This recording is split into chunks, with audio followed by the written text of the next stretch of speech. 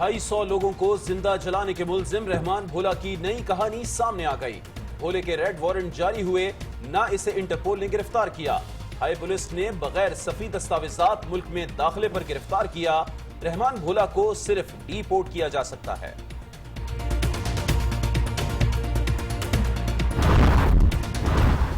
آج نیوز نے اہم گرفتاری پر حکومتی پھرتیوں کا پول کھول دیا۔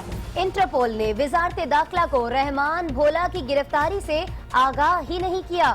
حکومت نے جب انٹرپول سے بھولا کو مانگا ہی نہیں تو ایف آئی اے کی ٹیم کیوں بنائی؟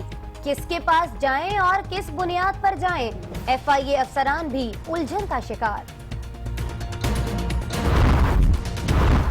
وزیر اعظم کے بچوں نے کمپنیز کیسے بنائی؟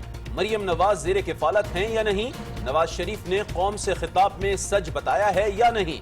سپریم کورٹ نے وزیر اعظم کے بچوں سے متعلق 3 اہم سوالات اٹھا دیے۔ جائیداد کی ملکیت تسلیم کرنے کے بعد ثبوت فراہم کرنا شریف فیملی کی ذمہ داری ہے، عدالت کے ریمارکس۔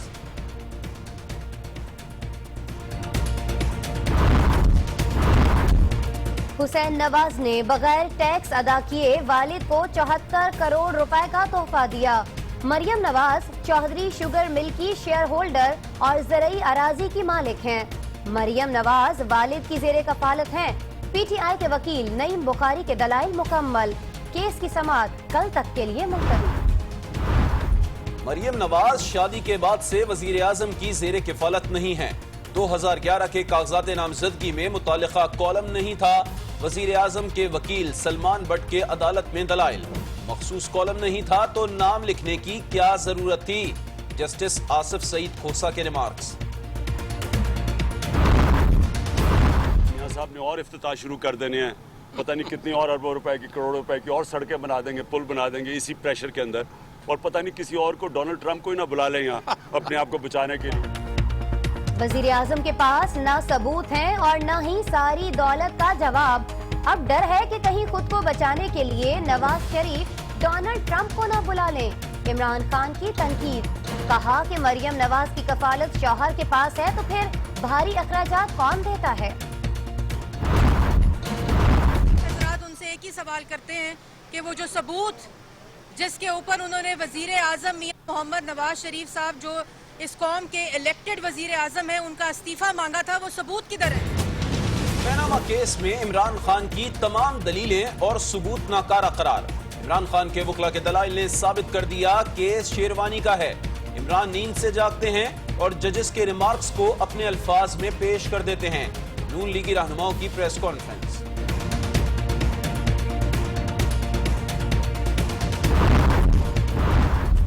وزیر اعظم کے خلاف 5 الزامات ثابت کر دیے۔ کل پیناما کیس میں اہم موڑ آئے گا۔ فواد چودھری کی میڈیا سے گفتگو، کہا کہ جس عمر میں بچوں کے شناختی کارڈز بنتے ہیں اس عمر میں نواز شریف کے بچے ارب پتی بن گئے۔ پیناما مقدمے میں الزامات کی گھن گرج کے دوران بدعنوانیوں کے نئے اسکینڈلز کی بازگشت۔ شریف خاندان کے $34 ملین کا نیا انکشاف سامنے آ گیا ہے۔ کپتان کا دعویٰ، مشرف دور میں ایک غیر ملکی نے نواز شریف کے سوئس اکاؤنٹس کا سراغ دیا۔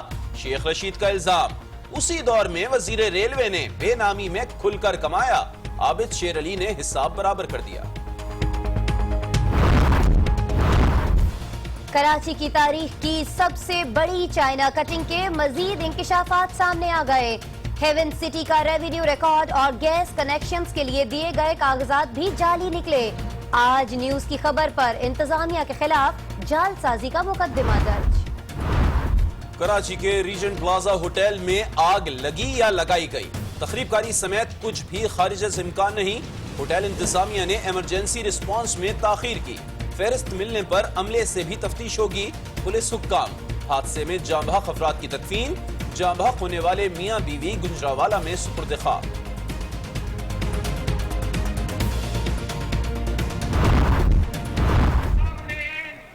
شریفوں کو سمجھانا ہے کہ یہ آپ کا آخری باری ہے، آخری باری، آخری باری، آخری باری۔ بلاول بھٹو کی حکومت کو مطالبات تسلیم نہ کیے جانے کی صورت میں لانگ مارچ کی دھمکی۔ 2018 में मालूम नहीं कि नवाज शरीफ जेल में होंगे या सऊदी अरब में। ये शरीफों की आखिरी बारी है, चेयरमैन पीपल्स पार्टी का दावा।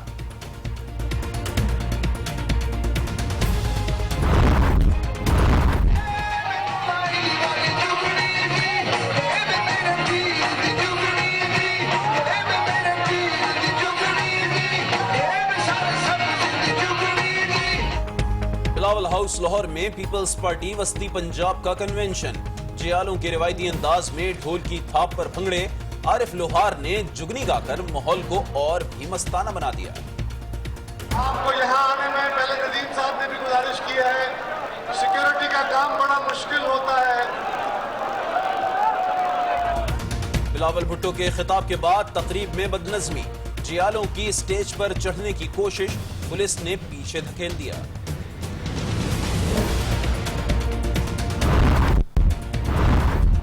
सीपैक की सलामती के लिए हर मुमकिन इक़दामात उठाएंगे।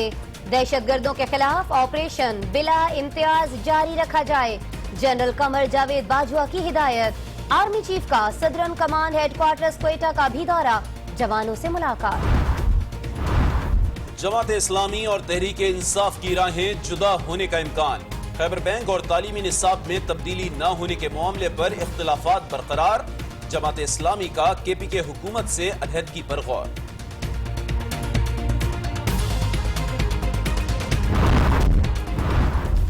चिन्योट में बीवी से झगड़े पर संगदिल बाप ने अपने ही खून का खून कर दिया। 5 बच्चों को मारने के बाद खुदकुशी कर ली। खातून ने अम्बात का जिम्मेदार ससुरालियों को करार दे दिया। इनकम टैक्स तरमीमी एक्ट 2016 मुल्क भर के रियल एस्टेट सेक्टर में नाफिज कर दिया गया। पीसी रेट और एफबीआर टेबल में फर्क को 3% इजाफी रकम की अदायगी पर कानूनी बनाया जा सकेगा। एक्सपो सेंटर कराची में 12वीं सालाना बुलेट एशिया 2016 शुरू हो गई। पाकिस्तान, चीन और ईरान समेत 10 से ज्यादा मुल्क शरीक। नुमाइश सीपैक मंसूबों के लिए अहम साबित होगी।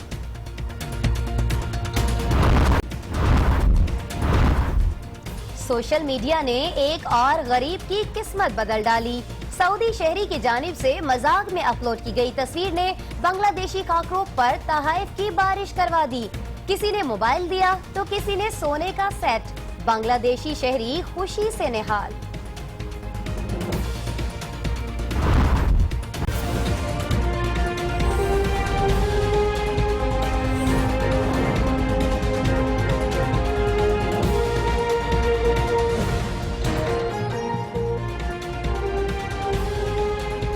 अस्सलाम वालेकुम नाज़रीन, आज 9 बजे के साथ मैं हूँ आसमा इकबाल और मैं हूँ अली आबिद। हेडलाइंस आप मुलाहिजा कर चुके हैं। खबरें होंगी तफसील के साथ। बुलेटिन का आगाज करेंगे अहम खबर से। खबर यह है कि सानह बल्दिया टाउन का मुबैना मरकजी किरदार अब्दुल रहमान उर्फ भोला को क्यों और किसने गिरफ्तार किया है, आज न्यूज ने इस राज का पर्दा चाक कर दिया है। ये राज क्या था, इसका पर्दा कैसे चाक हुआ, ये हम जानेंगे। हमारे साथ मौजूद हैं हमारे नुमाइंदे काशिफ फारूकी। काशिफ फारूकी, कहा यह जा रहा है कि हुकूमत ने कोई रेड वारंट जारी नहीं किए थे और इंटरपोल ने गिरफ्तार भी नहीं किया, तो वजारत दाखिला किस बात की फुर्तियां दिखा रही थी? कमेटियां बनाई गई, असल कहानी थी क्या? जी बिल्कुल आसमा, ये जो गिरफ्तारी थाईलैंड के शहर बैंकॉक में अमल में आई है सानिया बल्दिया के मुबैना मरकजी मुलजिम अब्दुल रहमान उर्फ भोला की। ये थाईलैंड पुलिस का एक डिपार्टमेंट है, SCD यानी कि क्राइम सुपरविजन डिपार्टमेंट है। ये एक फेडरल एजेंसी FIA तरह की थाईलैंड हुकूमत की, जो कि टेक्निकल जराइम के जो मुलजिमान होते हैं उनकी गिरफ्तारी इसका काम है और यही इसने किया है। रहमान भोला क्योंकि गैर कानूनी तौर पर बगैर सफरी दस्तावेजात के कश्ती के रास्ते बैंकॉक में दाखिल हुआ था, तो खुफिया इत्तला पर SCD ने ये कार्रवाई की और उसको गिरफ्तार किया गया है। जराये का कहना है कि इंटरपोल से न तो हुकूमत पाकिस्तान ने अब्दुल रहमान भोला की गिरफ्तारी के लिए रुजू किया था और ना ही इंटरपोल को अब्दुल रहमान भोला जो है वो मतलूब है। इस बात का सबूत यह है कि इंटरपोल की जो वेबसाइट है उसमें जितने भी मतलूब अफराद हैं उसमें अब्दुल रहमान भोला नाम का कोई शख्स नहीं है। जितने भी मतलूब अफराद होते हैं उनके रेड वारंट जारी होते हैं, उनकी तस्वीर, उनके जराइम की तफसील यहाँ पर मौजूद होती है वेबसाइट के ऊपर। जैसा कि मिसाल के तौर में आपको बताऊं कि लियारी गैंग वॉर के उजैर बलोच और बाबा लाडला की तस्वीर और जराइम की तफसीलात अब भी जो है वो इंटरपोल की वेबसाइट पर मौजूद है। लेकिन जो 2 अब्दुल रहमान جن کی تفصیلات جو ہے وہ ان پہ موجود ہیں، وہ دونوں پاکستانی ہیں، لیکن وہ دونوں صوبہ پنجاب سے تعلق رکھتے ہیں، اور عبد الرحمان بھولا کی کوئی تفصیل انٹرنیٹ کاشف، اب بھولا چونکہ گرفتار ہو چکا ہے، لیکن اہم سوال یہ بنتا ہے کہ اب یہ پاکستان کس طرح آ سکتا ہے، وہاں سے ڈیپورٹ کس طریقے سے ہو سکتا ہے، کوئی صورت ہے پاکستان اس کو کس طرح لایا جا سکتا ہے؟ جی بالکل عابد، جب تھائی لینڈ حکومت اپنی تفتیش مکمل کر لے گی تو سیدھا سا طریقہ کار ہے کہ وہ رحمان بھولا کو ملک بدر کر کے پاکستان واپس بھیج سکتی ہے۔ اس کے لیے ایف آئی اے کی جو ٹیم بنائی گئی ہے اس کی وہاں جانے کی کوئی ضرورت نہیں ہے، ڈیپورٹ کر دیا جائے گا عبد الرحمان بھولا کو، کیونکہ ان کے پاس سفری دستاویزات نہیں تھی، وہ ویزے کے بغیر کاشف فاروقی نے ڈیپورٹ کہاں کیا جائے گا؟ کیا اب انہیں پاکستان بھیجوایا جائے گا، یا جہاں سے یہ یہاں پہنچے تھے تھائی لینڈ یہ وہیں چلے جائیں گے اور پاکستانی حکومت پھر منہ تکتی رہ جائے گی؟ بالکل اسما، جو جس ملک کا شہری ہوتا ہے اس کو واپس ڈیپورٹ کر کے اس کے ہی ملک بھیجا جاتا ہے۔ ان کو بینکاک سے ڈیپورٹ کر کے پاکستان یعنی اسلام آباد یا کراچی جو ہے وہ کسی فلائٹ میں بٹھا دیا جائے گا اور پاکستانی حکام کو بتا دیا جائے گا، لیکن یہاں جو 2 رکنی ٹیم بنائی ہے ایف آئی اے کی، ڈائریکٹر جنرل ایف آئی اے نے، اس ٹیم کے حوالے سے بھی ہم نے معلومات اکٹھی کی ہے، تو ایف آئی اے ذرائع کا یہ کہنا ہے کہ اس ٹیم کو ابھی تک جو ہے وہ انٹرپول کی جانب سے رحمان بھولا کی گرفتاری کے حوالے سے نہیں بتایا گیا، اور اس کی وجہ یہ ہے کہ انٹرپول اس پورے معاملے میں انوالو ہی نہیں ہے، اور نہ صرف عبد الرحمان کے بلکہ جو ثانیہ بلدیہ ٹاؤن کا مرکزی ملزم ہے حماد صدیقی، جس کے گرد پوری یہ کہانی گھوم رہی ہے کہ اس نے بھتہ طلب کیا پہلے 50 کروڑ روپے اور پھر جو ہے وہ فیکٹری میں شیئر مانگا، وہ تمام جو کہانی حماد صدیقی کے گرد گھوم رہی ہے ان کا بھی جو ہے وہ انٹرپول کی ویب سائٹ پر کوئی ذکر نہیں ہے۔ عبد الرحمان بھولا کو تھائی لینڈ کی پولیس نے گرفتار کیا ہے، اور اس پر جو الزام ہے وہ یہ ہے کہ بغیر سفری دستاویزات کے، بغیر ویزے کے وہ تھائی لینڈ میں داخل ہوا ہے، جس کی وجہ سے اس کو گرفتار کیا گیا ہے، اور اس کے بعد اس کو ملک میں جو ہے اگر کوئی اور مزید اس کے اوپر کوئی الزام نہیں ہوتا تو اس کو یقینی طور پر پاکستان کے لیے۔ عبد الرحمان بھولا کو بینکاک میں انٹرپول کی مدد سے گرفتار نہیں کیا گیا ہے، بلکہ چونکہ وہ بغیر سفری دستاویزات کی بنیاد پر بینکاک گیا تھا، اسی وجہ سے مقامی پولیس نے اس کو گرفتار کیا ہے۔ اور اب ایک اہم سوال یہ بن رہا ہے کہ کس طریقے سے بھولا پاکستان آئے گا، اور ابھی تک جو بھی پھرتیاں نظر آ رہی ہیں پاکستانی حکومت کی وہ زبانی جمع خرچی دکھائی دیتی ہیں۔ رپورٹ کر رہے تھے آج نیوز کے نمائندے کاشف فاروقی، آپ کا بہت شکریہ۔ اور ناظرین ابھی کچھ بات کریں گے ملک کی تاریخ کے سب سے بڑے مقدمے کی، جس سے اب تک نکلا تو کچھ بھی نہیں لیکن سیاسی بونچال بہت بڑا دکھائی دیتا ہے۔ بالکل، جائیدادیں کیسے بنائیں، کس کی زیر کفالت ہیں، قوم سے خطاب کے تمام نکات سچ تھے یا نہیں، پیناما کیس میں سپریم کورٹ نے حسن حسین اور مریم سے متعلق 3 اہم سوالات اٹھا دیے ہیں۔ وزیر اعظم کے وکیل سلمان بٹ کل دلائل دیں گے۔ سپریم کورٹ میں نئی بخاری کے پاناما مقدمے میں دلائل مکمل ہوئے تو باری آئی وزیر اعظم کے وکیل کی۔ وکیل سلمان بٹ نے کہا کہ عائد الزامات اس مفاد عامہ سے متعلق نہیں جس کی بنیاد پر مقدمے کی سماعت ہو رہی ہے۔ چیف جسٹس نے کہا کہ عدالت کو الزامات سے آگے بھی جانے کا اختیار ہے۔ سلمان بٹ نے وزیر اعظم کی تقریر پیش کرنا چاہی تو جسٹس عظمت سعید نے کہا کہ یہ تقاریر 27 بار پڑھی جا چکی ہے، آپ نہ پڑھیں۔ عدالت نے کہا رقم کی منتقلی، متضاد بیانات، وزیر اعظم کا رقم فراہم کرنا غیر قانونی جائیداد بنانے کے الزامات ہیں۔ عدالت نے 3 سوالات اٹھا دیے۔ بچوں نے کمپنیاں کیسے بنائیں، کس کی زیر کفالت رہے،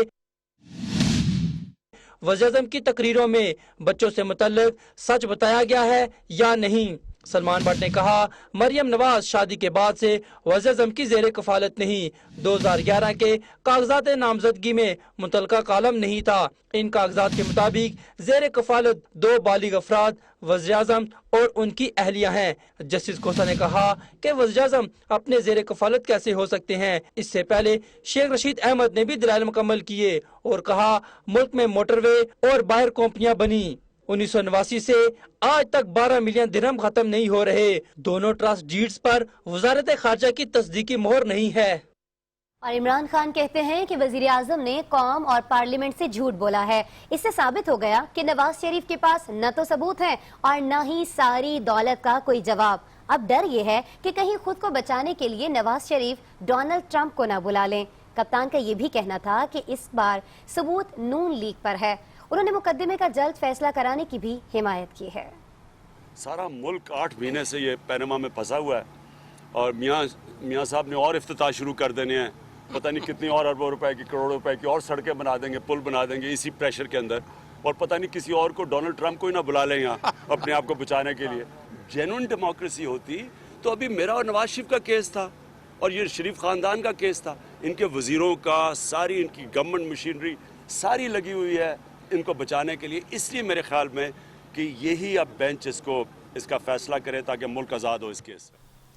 ادھر عوامی مسلم لیگ کے سربراہ شیخ رشید احمد نے کہا ہے کہ پیناما کیس سے غریب ملک کی تاریخ لکھی جا رہی ہے. پیناما کیس میں دلائل مکمل کرنے کے بعد میڈیا سے گفتگو کرتے ہوئے شیخ رشید نے کہا کہ حکمراں گھبرائے ہوئے ہیں اور ہر روز عدالت میں نئے دستاویزات پیش کر رہے ہیں. سپریم کورٹ سے کرپٹ لوگوں کا تابوت نکلے گا.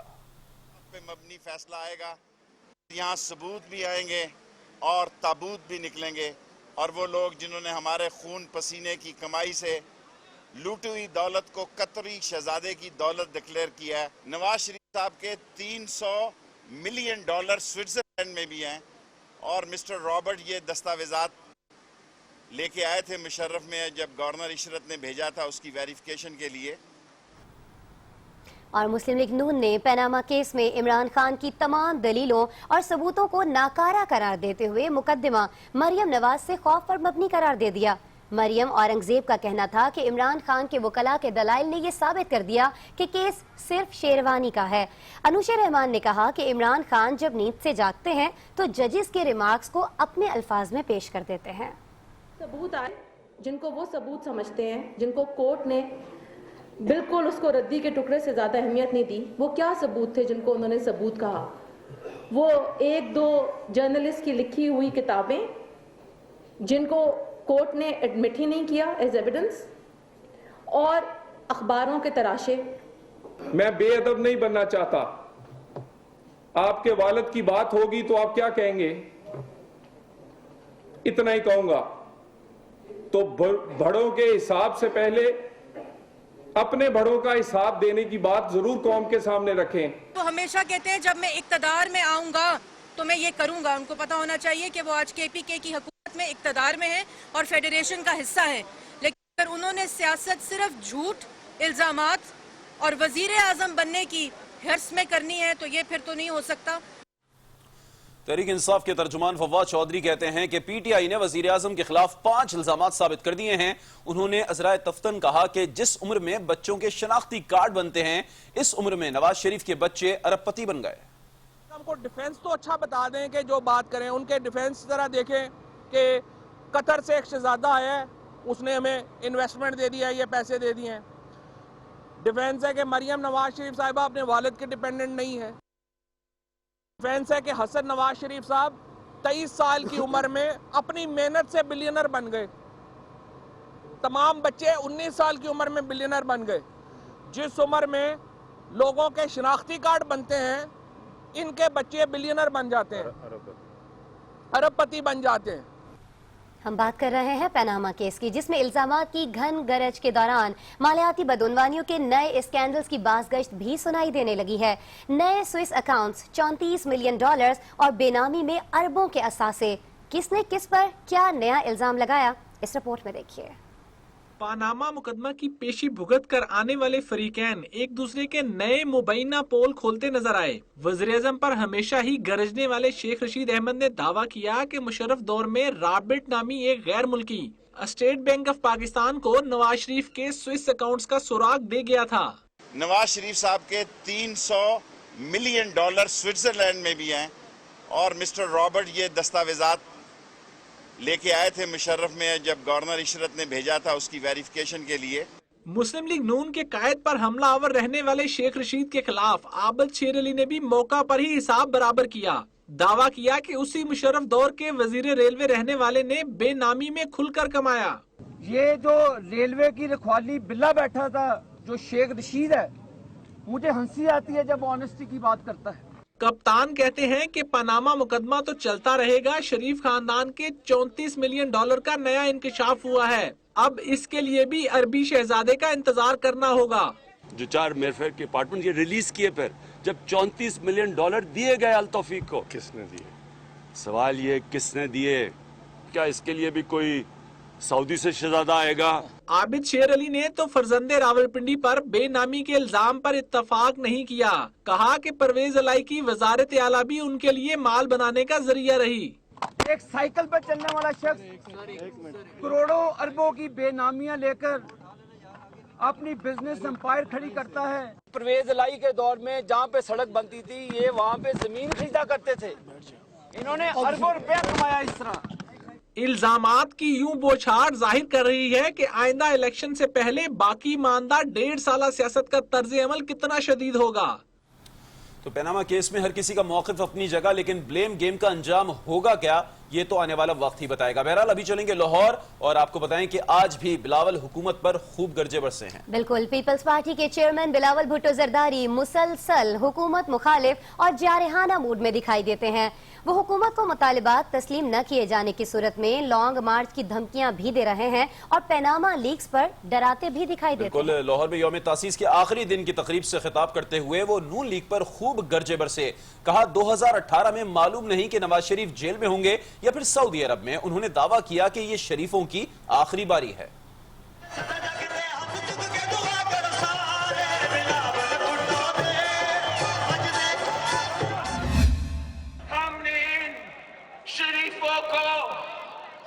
समझाना है कि ये आपका आखिरी बारी है, आखिरी बारी, आखिरी बारी, आखिरी बारी।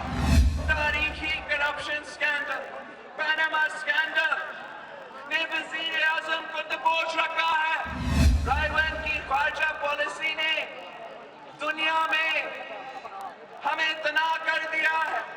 3 महीने गो नवाज गो का नारा लगाएंगे और बाकी 3 महीने इलेक्शन कैंपेन चलाएंगे और हमारा हुकूमत बनाएंगे।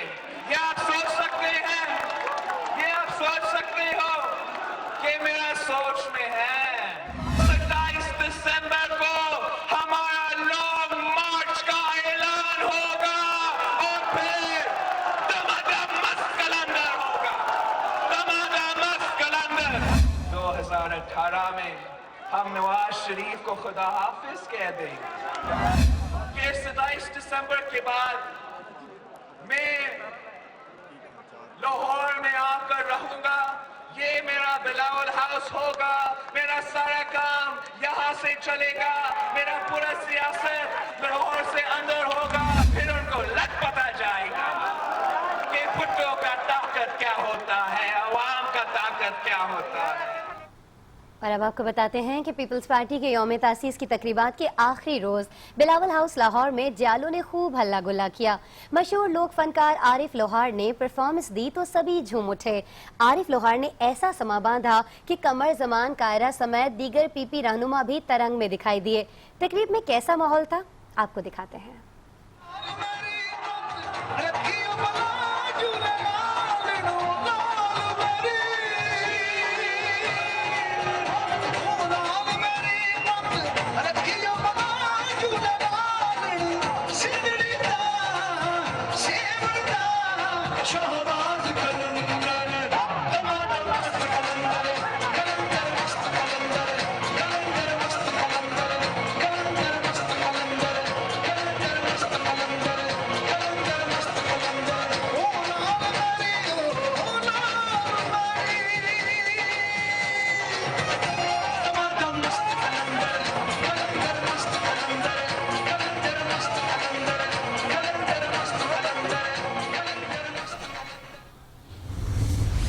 ब्रेक के बाद आगे देखिए। जामिया में 37,000 तलबा और बसें सिर्फ 30।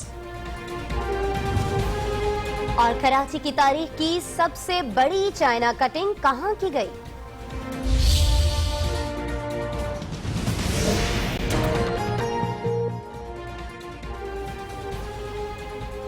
Welcome back again. खबरों का सिलसिला आगे बढ़ाएंगे। अब आपको बताएं कि कॉस्मोपॉलिटन कहलाने वाला शहर कराची और इस शहर की सबसे बड़ी यूनिवर्सिटी जामिया कराची, इस इदारे में जहां हुसूल इल्म के लिए कई तालिब इल्म अपनी गाड़ियों पर आते हैं, वहीं हजारों तलबा ऐसे भी हैं जिन्हें जामिया की पॉइंट पिक करती है। लेकिन बदकिस्मती ये है नाजरीन के 37,000 स्टूडेंट्स के लिए सिर्फ 30 बसें मौजूद हैं। ऐसे में सूरत हाल क्या रहती है, कफील अहमद बताएंगे। पाकिस्तान का सबसे बड़ा शहर, सबसे ज्यादा जदीद, जिसकी सबसे बड़ी यूनिवर्सिटी जामिया कराची। जितनी बड़ी जामिया इतना ही बड़ा और बुनियादी मसला। जामिया कराची की खस्ता हाल और कबाड़ का शिकार ये बसें। जामिया में ज़ेर तालीम तलबा की तादाद 37,000 है, लेकिन इनके पॉइंट्स के लिए मुख्तस बसें सिर्फ 30। बस इस वक्त 30 रनिंग में बसें हैं जो मेंटेन है पूरी तरह, और ये जो बस है इसको हम मेंटेन कर रहे हैं, लेकिन ये जाहिर है हमें 10 सालों से कोई भी बस डोनेट नहीं की गई, ना गवर्नमेंट की तरफ से ना किसी मुखैर हजरात की तरफ से। किसी की सीट नहीं तो किसी की खिड़की, किसी बस का दरवाजा टूटा हुआ है तो किसी का शीशा। घर से लेकर जामिया कराची तक तलबा जान सूली पर लटकाए सफर तय करते हैं। गेट पे खड़े हुए होते हैं हम लोग, बिल्कुल लटक रहे होते हैं, लाइक के बॉयज़ भी देख के हंस रहे होते हैं और एवरीबडी इज़ लाफिंग के यार मतलब यूनिवर्सिटी है इतनी रिकॉग्नाइज्ड और किस तरह से स्टूडेंट्स जा रहे हैं। स्टूडेंट्स एक पॉइंट में ऑलमोस्ट 50 या 60 के करीब सीट्स होती हैं जो सीट बाय सीट बच्चे जा सकते हैं, लेकिन उसके बावजूद सिर्फ 120 to 130 सिर्फ लड़कियाँ जाती हैं, प्लस में 20 बॉयज़ जाते हैं। तलबा को ये गिला है कि जिस वक्त स्टूडेंट्स की तादाद कम थी उस वक्त गाड़ियों की तादाद ज्यादा थी, लेकिन अब हालात इसके बिल्कुल बरक्स नजर आते हैं। ये गज़ब करप्शन की अजब कहानियाँ यहाँ मौजूद हैं। जब जामिया कराची में 10,000 तलबा होते थे तो यहाँ चलने वाले पॉइंट्स की तादाद 150 हुआ करती थी, जिसके अंदर कराची कॉरपोरेशन के भी कुछ पॉइंट्स होते थे और चला करते थे, लेकिन 27,000 से ज़्यादा तलबा और तालिबात मौजूद हैं। जो रनिंग पॉइंट्स हैं उनकी तादाद गालिबन 21 से। ये बसें अपनी उम्र पूरी कर चुकी हैं, लेकिन इनको भी वेल्डिंग और मुरम्मत करके चलाया जा रहा है। गफलत कहें, इंतजामी करप्शन कहें या फिर अदम तवज्जही, 37,000 तलबा और तालिबात के लिए सिर्फ 30 बसें मौजूद हैं। तलबा और तालिबात का मुतालबा है कि फौरी तौर पर बसों की तादाद में इजाफा किया जाए ताकि उन्हें सफरी सहूलियात मैसर आ सकें। कफील अहमद, आज न्यूज़, कराची। अब बात करेंगे कराची की तारीख की सबसे बड़ी चाइना कटिंग की, जिसके बारे में मजीद इंकशाफात भी सामने आ गए हैं। हेवन सिटी का रेवेन्यू रिकॉर्ड और गैस कनेक्शन के लिए दिए गए कागजात भी जाली निकले। आज न्यूज़ की खबर पर इंतजामिया के खिलाफ जालसाजी का मुकदमा दर्ज कर लिया गया है और एडिशनल डिप्टी कमिश्नर कहते हैं कि जालसाजी में सरकारी अमला मुलव्वस है। कराची में चाइना कटिंग का जिन एक बार फिर काबू से बाहर हो गया। एहसनाबाद सोसाइटी की 23 एकड़ अराजी पर चाइना कटिंग करके हेवन सिटी सोसाइटी बना दी गई। इंतजामिया ने गैस कनेक्शन हासिल करने के लिए एडिशनल डिप्टी कमिश्नर और मुख्तियारकार के जाली दस्तखत किए।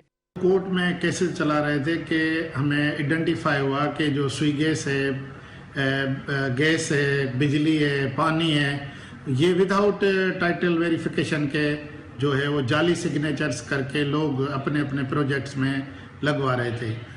आज न्यूज़ की खबर पर नोटिस लेते हुए हेवन सिटी के मालकान के खिलाफ जालसाजी का मुकदमा भी दर्ज कर लिया गया। सिर्फ यही नहीं, रेवेन्यू रिकॉर्ड ऑफ राइट्स में भी सोसाइटी का इंदराज जाली निकला। दूसरी जानिब सिंध बिल्डिंग कंट्रोल अथॉरिटी की जानिब से भी मुतअद्दिद बार रेवेन्यू डिपार्टमेंट से रिकॉर्ड तलब किया गया, लेकिन इदारे में मौजूद काली भेड़ों ने जाली सोसाइटी से मुतालिक कोई जवाब नहीं दिया।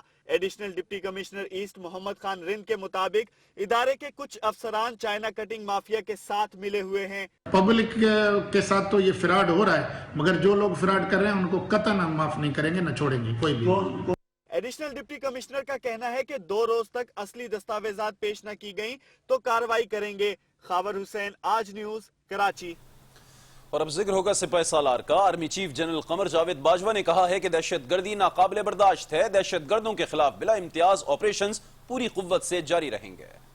पाक फौज की कमान संभालने के बाद army chief general Qamar Javed Bajwa पहले दौरा बलूचिस्तान पर कोयटा पहुंचे और कोर हेडक्वार्टर्स जनूबी कमांड का दौरा किया। Core commander lieutenant general Aamir Riaz ने आर्मी चीफ का इस्तकबाल किया। आर्मी चीफ ने यादगार शोहदा पर हाजिरी दी। ISPR के मुताबिक कोर हेडक्वार्टर्स में आर्मी चीफ को जनूबी कमांड की ऑपरेशनल तैयारियों, बलूचिस्तान में सिक्योरिटी सूरत हाल और क़याम अमन के लिए जारी ऑपरेशन से मुतल्लिक तफसीली ब्रीफिंग दी गई। Army chief general Qamar Javed Bajwa ने सलामती और तरक्की के लिए फौज और सिविलियन हुकूमत की मुश्तरका हिकमत अमली को भी सराहा। सिपा सालार ने कहा कि सूबे में देरपा अमन और इस्तेहकाम के लिए सूबाई हुकूमत को हर मुमकिन ताउन फराम किया जाएगा। आर्मी चीफ ने सूबे में सड़कों का जाल बिछाने पर फ्रंटियर वर्क्स ऑर्गेनाइजेशन और नेशनल लॉजिस्टिक सेल की काविशों को सराहा और जोर दिया कि वसीतर अवामी राब्तों के लिए तरक्याती मंसूबों पर काम की रफ्तार तेज की जाए। आर्मी चीफ ने इस अज़्म का इजहार किया कि सीपैक मंसूबे को सख्त सिक्योरिटी फराहम की जाएगी। नाज़रीन, 1971 की जंग के हीरो मेजर शब्बीर शरीफ निशान हैदर का यौम शहादत आज मनाया जा रहा है। साबिक आर्मी चीफ जनरल रिटायर्ड राहील शरीफ ने मियानी साहब कब्रिस्तान लाहौर में शहीद के मज़ार पर हाजिरी दी और फूलों की चादर चढ़ाई।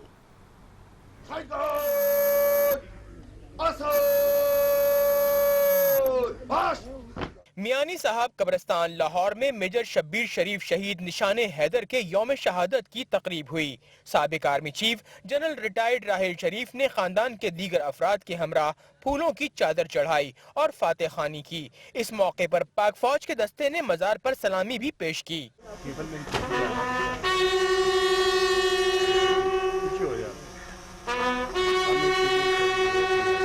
मीडिया से गुफ्तगू करते हुए मेजर शब्बीर शरीफ की हमशीरा नजमी कामरान का कहना था कि उन्हें फख्र है कि एक भाई शहीद और दूसरा गाजी है।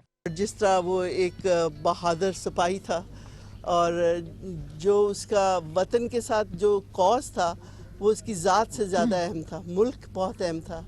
इस मौके पर शब्बीर शरीफ शहीद के साहबजादे तैमूर शरीफ का कहना था कि किताबों और मीडिया से उन्होंने अपने वालिद की कुर्बानियों की दास्तानें सुनी। जस्ट टू ऐड ऑन, जो उन्होंने कहा उसके अंदर कि वो ऐसा शख्स था जो अपने मुल्क के बारे में कोई गलत चीज़ नहीं सुनता था कभी भी। उसके बारे में मशहूर था कि अगर कोई बुरी बात करता था तो या तो वो उसको बाय फोर्स चुप करा देते थे या उठ के चले जाते थे उधर। सो इस तरह का जज्बा जो था वो बड़ा कम देखने में मिलता है। मेजर शब्बीर शरीफ शहीद ने फ्रंटियर फोर्स रेजिमेंट में अपनी खिदमत सर अंजाम दी और सितारे जुर्रत का एजाज भी हासिल किया। जंग सितंबर में उन्होंने सलामती के मकाम पर बुज़दिल दुश्मन का मुकाबला किया, दुश्मन को कई महाजों पर पसपा किया और 6 दिसंबर को दिफाए वतन के लिए लड़ते हुए जामे शहादत नोश किया। दिफाए वतन के लिए उनकी लाजवाल खिदमत के सिले में उन्हें निशान हैदर से नवाजा गया। तकरीब के दौरान मजार और कब्रिस्तान के गेट सिक्योरिटी के फुल प्रूफ इंतजाम रहे। खेलों की खबरें शामिल करेंगे लेकिन एक ब्रेक के बाद। हमारे साथ रहिए।